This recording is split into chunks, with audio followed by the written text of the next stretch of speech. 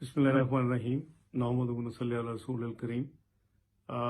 मुझे अभी थोड़ी देर पहले इल्म हुआ है कि इमरान नियाज़ी हुकूमत और पंजाब हुकूमत के गठजोड़ से इन्होंने जो मेरी रिहाइश गाह है लाहौर में 1988 से उसको इन्होंने जब नीलामी में ये नाकाम हुए 28 जनवरी को, तो उसको इन्होंने आज अनाउंस किया कि जी इसको ये बेघर लोगों के लिए वक्फ कर दिया है और ये 40 लोग उसमें शिफ्ट कर रहे हैं।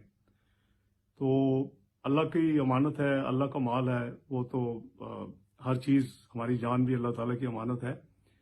लेकिन 27 जनवरी को इस्लामाबाद हाई कोर्ट ने एक क्लियर फैसला किया और ये चूँकि फैसला जो है वो 28 जनवरी को फिर इसी वजह से नीलामी नहीं हो सकी, तो इन्होंने जो इस्लामाबाद हाई कोर्ट का जो फैसला है उसको वायलेट किया है और ये कंटेम्प्ट ऑफ कोर्ट में आता है। जी, हम इस्लामाबाद हाई कोर्ट को मूव करेंगे इस कंटेम्प्ट जो इन्होंने की है, तौहीन अदालत।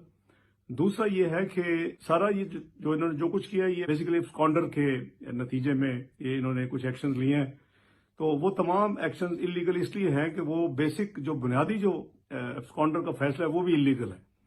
उसके खिलाफ हमारी पिटीशन जो है वो काफ़ी अरसे से सुप्रीम कोर्ट में पेंडिंग है और हमने सुप्रीम कोर्ट में पीछे कोई 2 हफ्ते पहले एप्लीकेशंस भी दी कि उसको अर्जेंट हियरिंग की जाए। जब इन्होंने नीलामी का फैसला किया तो वो उन्होंने कहा कि जी अपनी बारी पे कुछ अरसे बाद ये सुनी जाएगी, अभी आपकी बारी नहीं आई।